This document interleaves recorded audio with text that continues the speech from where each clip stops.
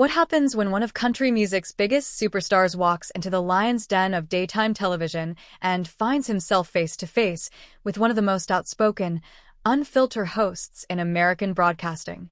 What unfolds is not just another celebrity interview gone wrong. It's a masterclass in standing your ground, a battle of worldviews that escalated from polite conversation to one of the most explosive confrontations in live television history. This is the story of the day Blake Shelton walked onto The View and delivered a verbal knockout that left Joy Behar speechless.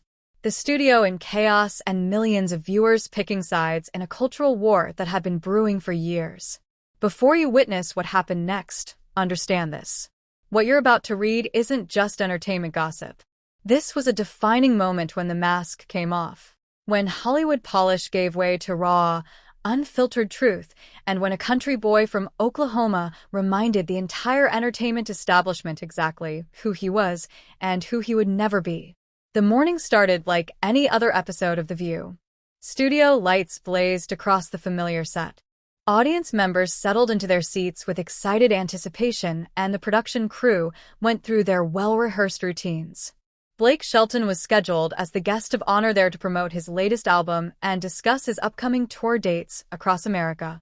It should have been softball questions, mutual laughter, maybe a plug for The Voice, standard promotional fare for one of country music's most recognizable faces. Blake entered the studio with his trademark confident swagger, that easy Oklahoma charm radiating from every step.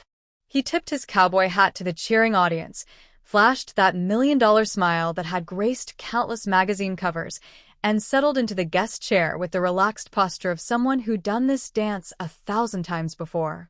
The audience responded warmly, their applause genuine and enthusiastic. Here was Blake Shelton, coach on The Voice, chart-topping artist, beloved figure in American entertainment. What could possibly go wrong? The other hosts greeted him warmly. Whoopi Goldberg offered her customary professional welcome. Sarah Haynes smiled brightly, clearly excited about the musical guest. Even Sunny host seemed genuinely pleased to have him on set. Everything was proceeding exactly as Blake's publicist had promised. Friendly, light, promotional, easy morning television. But Joy Behar sat unusually quiet during those opening moments, a predatory smile playing at the corners of her mouth. Anyone who'd watched The View long enough recognized that look. It was the look of someone loading their ammunition, waiting for precisely the right moment to strike. Those who knew Joy's pattern understood what was coming, even if Blake himself didn't see the trap being set.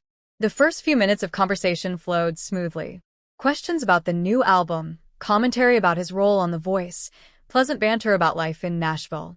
Blake answered each question with practiced ease, his Oklahoma draw adding authentic charm to every response. The audience laughed at his jokes. The other hosts nodded along appreciatively. For those brief, shining moments, it seemed like just another successful celebrity appearance. Little did Blake know, the temperature in that studio was about to drop to Arctic levels. Well.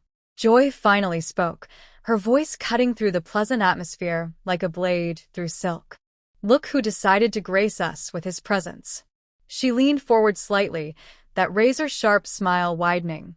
Blake Shelton, the voice of rural America, or should I say, the voice of a very specific part of rural America. Blake's smile never wavered, but something shifted in his eyes. A slight narrowing, a subtle recalibration. Good morning to you, too, Joy, he replied, his tone still friendly, but with an edge of caution. Always a pleasure to be here with you lovely ladies. Oh, cut the charm offensive, Blake. Joy shot back, waving her hand dismissively. She was leaning forward now, fully engaged, her entire body language shifting from casual observer to active prosecutor.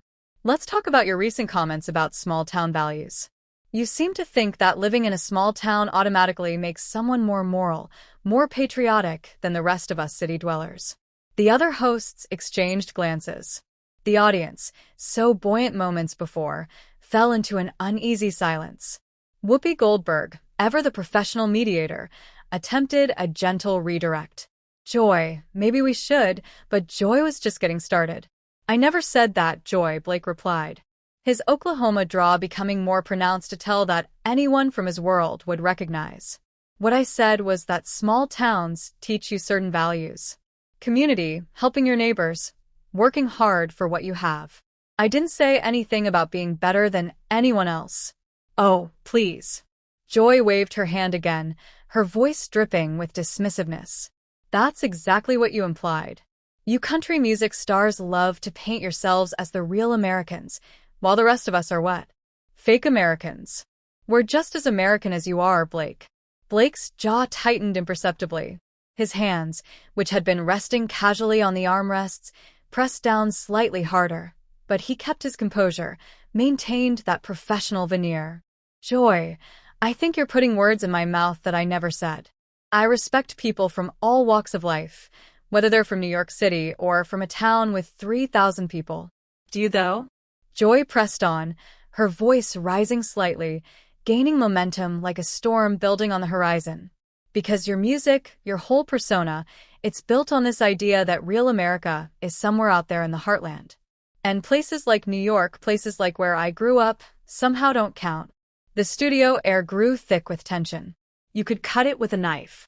The audience was dead silent now, sensing they were witnessing something far beyond typical daytime television fodder. Camera operators glanced at each other nervously. In the control room, producers were already frantically signaling, uncertain whether to let this play out or cut to commercial. Sarah Haynes attempted to jump in with a question about Blake's music, trying desperately to steer the conversation back to safer waters, but Joy wasn't finished. Not even close. You know what bothers me most about this whole small-town superiority complex? Joy continued, her hands gesturing emphatically, her entire being now locked onto Blake like a missile on its target. It's that you get to sit there and judge the rest of us while making millions of dollars singing about pickup trucks and dirt roads. You've been living in Hollywood and Nashville for decades, Blake. When's the last time you actually lived in one of these small towns you're always singing about? Blake's relaxed demeanor began to shift. His shoulders straightened. His spine grew rigid. For the first time since sitting down, he looked genuinely annoyed. Not just defending himself, but personally affronted. The easygoing country boy was starting to crack, and something harder, something more dangerous was beginning to show through. Joy, Blake said, his voice controlled, but with steel underneath. I may live in Nashville now, but I haven't forgotten where I come from. I was raised in Ada, Oklahoma. Population 12,000. My dad worked construction. My mom was a beauty shop owner. I know what it's like to grow up in a place where everybody knows everybody. And now you're worth hundreds of millions of dollars. Joy shot back without missing a beat, her voice rising with each word. You've got mansions in multiple states, private jets, the whole 9 yards. Don't you think it's a little disingenuous to keep playing this common man card? Blake's famous smile, that easy, disarming grin that had charmed America for decades, finally cracked. Shattered, really. You know what, Joy? His voice had changed entirely now. Gone was the promotional tour politeness. This was something raw, something real. Just because someone becomes successful doesn't mean they forget their roots. I've been blessed. Absolutely. But that doesn't change who I am or where I come from. And I'm proud of where I come from. Proud enough to exploit it for profit? Joy retorted, leaning back slightly, clearly enjoying the reaction she was getting. Her eyes were bright with the thrill of the chase. Your whole brand is built on this mythology of simple country folk versus sophisticated city people. It's divisive, Blake, and frankly, it's getting old. The tension in the studio was palpable now. Electric crackling. Every person in that room could feel it. The point of no return approaching fast. Whoopi tried once more to steer the conversation in a different direction, her voice carrying a note of warning. Maybe we should talk about the tour, but Blake was no longer interested in playing nice. Exploit it, Blake repeated, his voice rising for the first time, genuine anger bleeding through his professional facade. Joy, I write and sing about my life, my experiences, the people I grew up with. That's not exploitation. That's authenticity. And if you can't tell the difference, maybe that says more about you than it does about me. The studio gasped, an audible, collective intake of breath. Even the cameraman froze for a split second. This wasn't banter anymore. This wasn't friendly disagreement. This was a full-scale confrontation, and Blake Shelton had just fired back with both barrels. Joy's eyes flashed with pure anger. Her face flushed slightly. Her hands gripped the desk in front of her. Authenticity. She practically spat the word. Give me a break, Blake. You're about as authentic as a $3 bill. You're a manufactured product, just like every other country star churned out by the Nashville machine. The audience gasped again, louder this time. Even the other hosts looked uncomfortable now, shifting in their seats, exchanging worried glances. This had gone far beyond typical daytime television banter.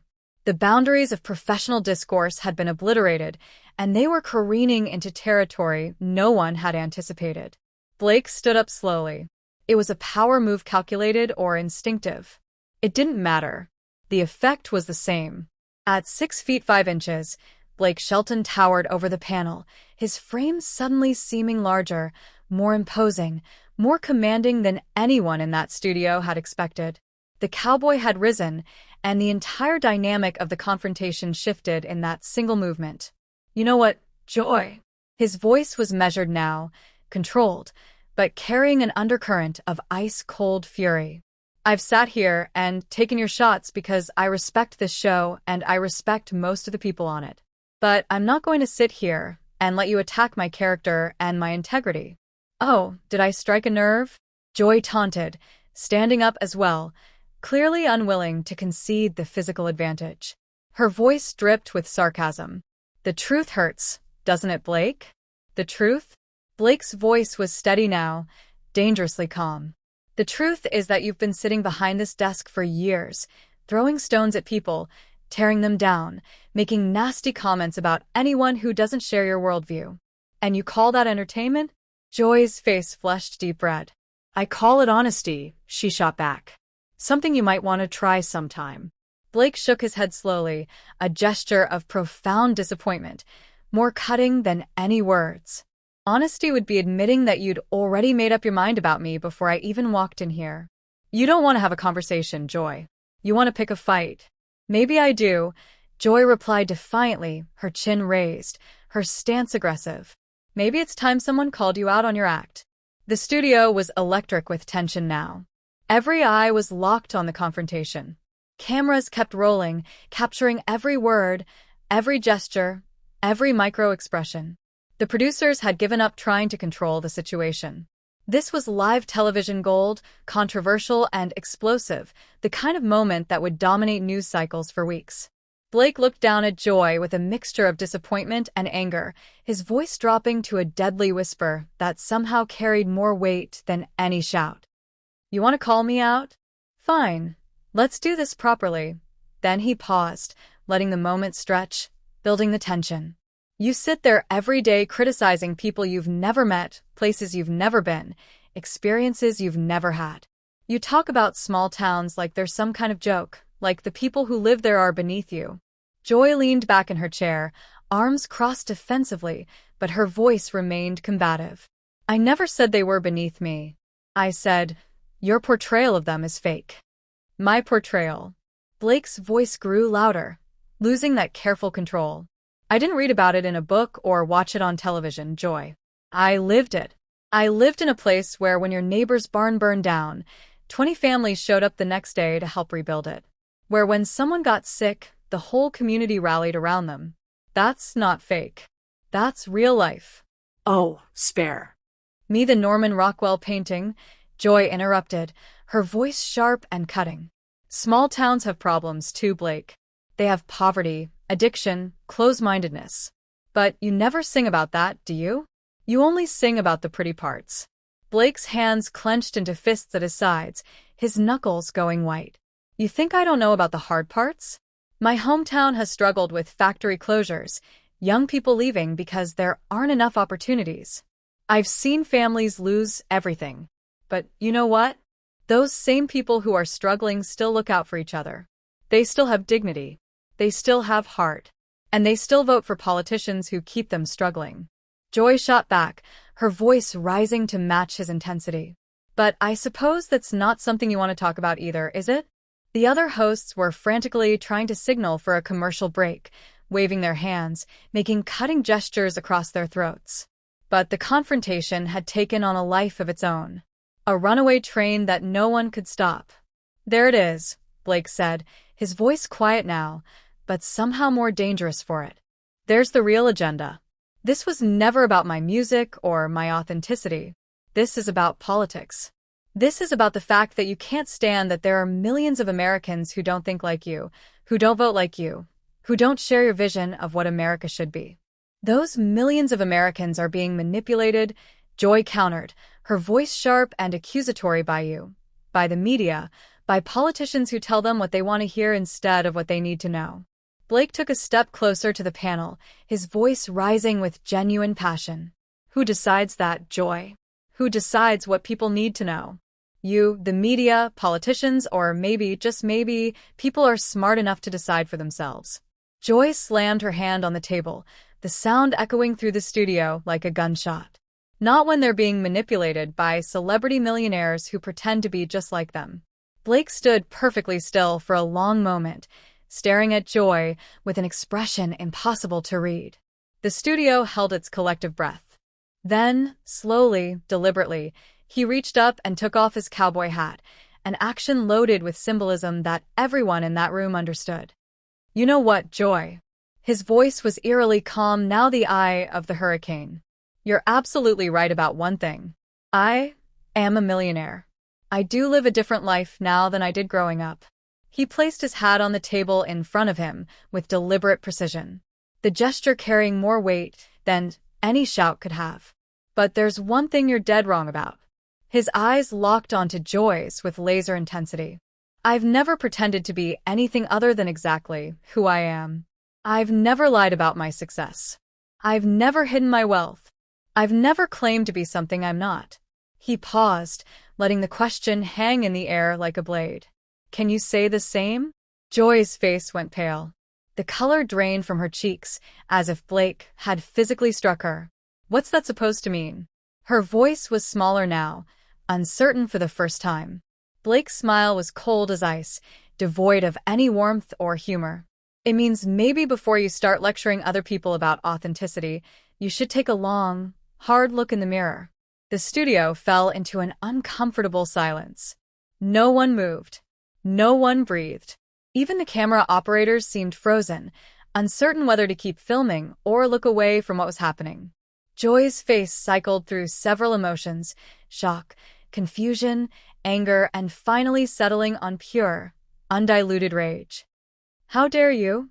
she whispered, her voice trembling with fury. "How dare you come onto my show and attack me personally?" Blake picked up his hat and placed it back on his head with slow, deliberate movements, each gesture carrying symbolic weight. "Joy, this is The View, not the Joy Behar show. And I'm not attacking you personally. I'm responding to your personal attacks on me. You think you're so clever, don't you?"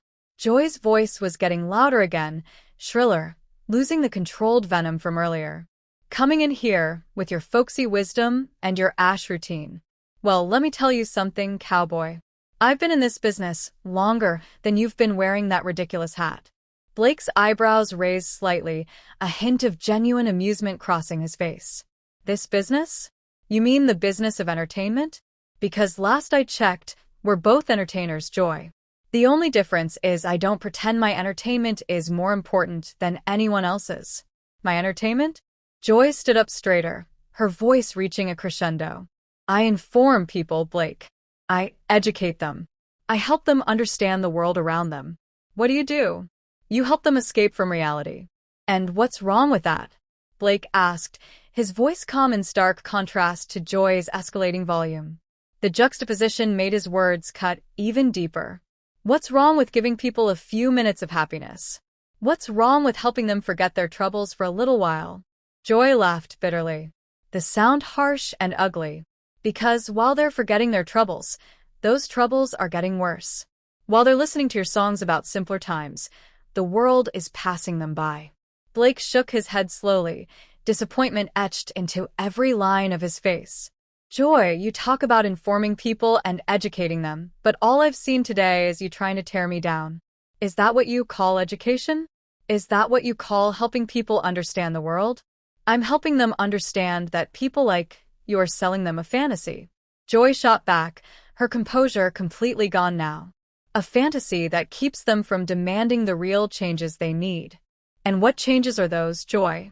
Blake's voice had an edge to it now, sharp and cutting. What exactly do you think I'm keeping people from demanding? Joy gestured wildly with her hands, her entire body language screaming frustration and anger. Better jobs, better health care, better education for their children. Instead of fighting for those things, they're content to live in your make-believe world where everything is simple and pure and good. Blake was quiet for a long moment, studying Joy's face with an intensity that seemed to see right through her. When he spoke, his voice was softer, but somehow more dangerous. A whisper that cut deeper than any shout. You know what I think, Joy? I think you're angry because people find comfort in things that don't come from you. I think you're angry because despite all your lecturing and educating and informing, people still choose to listen to simple songs about simple pleasures. Joy's face turned bright red, her hands shaking slightly. That's not what this is about, isn't it? Blake pressed on, taking another step forward, his presence filling the space. You can't stand that people find joy in things you don't understand, things you don't control. You can't stand that someone like me, someone you think is beneath you intellectually, can connect with people in ways you never could. You don't connect with people, Joy practically screamed. You manipulate them. You feed them lies about how great things used to be, so they won't notice how bad things are now. Blake's laugh was harsh, bitter, nothing like his usual warm chuckle. Joy, I've never once said things used to be better. I've never said people should go backward. I sing about appreciating what you have, about finding happiness in your family, your friends, your community. If that's manipulation, then I guess I'm guilty. You are guilty, Joy said, her voice breaking slightly, tears of frustration threatening to spill. You're guilty of keeping people satisfied with less than they deserve. Blake stared at her for a long moment, something shifting in his expression, not pity exactly, but a kind of sad understanding. Then slowly, he began walking toward the edge of the set. You know what, Joy? His voice was tired now, worn down by the confrontation. I came here today to talk about my music, to have a conversation with you and your colleagues. But clearly, you had a different agenda. Where are you going? Joy demanded, her voice becoming shrill with panic at losing control of the situation. We're not finished here. Blake stopped and turned back to face her, his expression unreadable. Yes, we are. Because there's no point in continuing this conversation. You've made it clear that you don't want to discuss anything. You want to attack everything. Joy's voice became desperate, grasping. I want to discuss the truth, Blake. I want to discuss your responsibility as a public figure. My responsibility. Blake's voice was incredulous. Joy. My responsibility is to my fans, to the people who buy my music and come to my shows.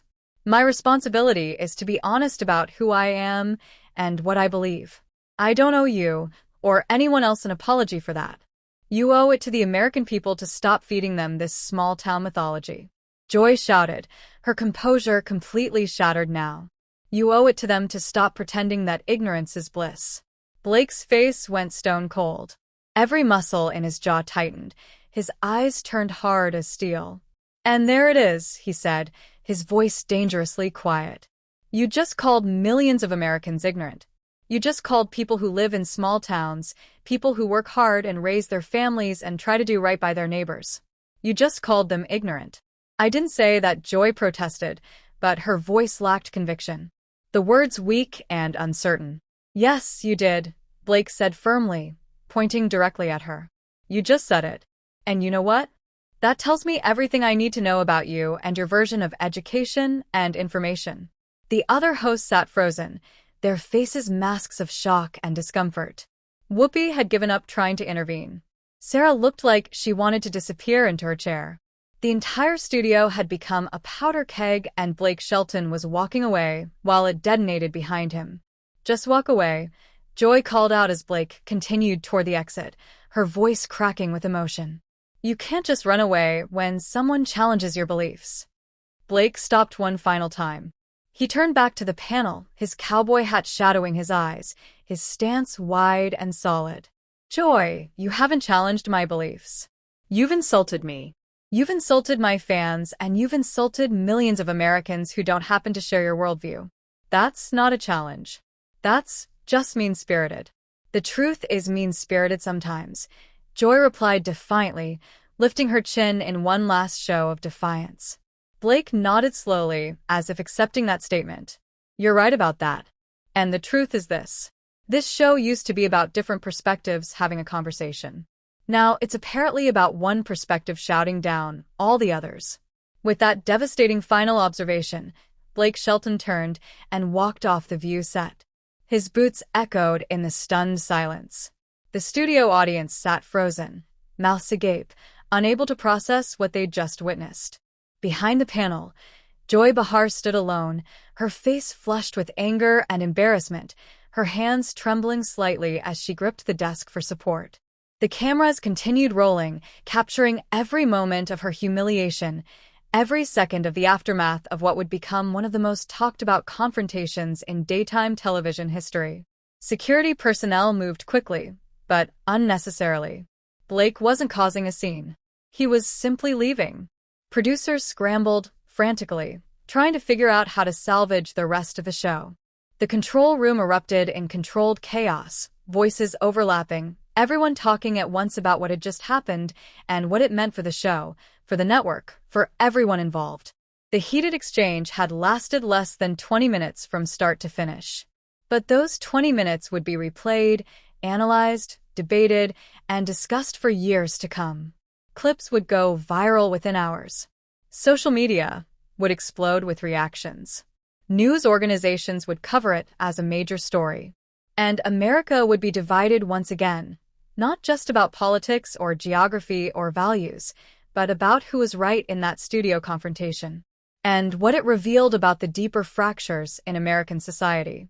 What started as a routine promotional appearance became a cultural flashpoint. A moment when the carefully maintained illusions of polite entertainment were stripped away and replaced with raw, unfiltered confrontation. Blake Shelton walked into that studio as a country music star there to sell an album. He walked out as something else entirely, a symbol of defiance against coastal elitism, a representation of millions of Americans who felt constantly judged and dismissed by the entertainment establishment. And Joy Behar, who had started the day thinking she would expose a hypocrite, ended it having revealed something about herself that no amount of spin could entirely erase. Was Blake right to walk off? Did Joy cross a line that should never have been crossed?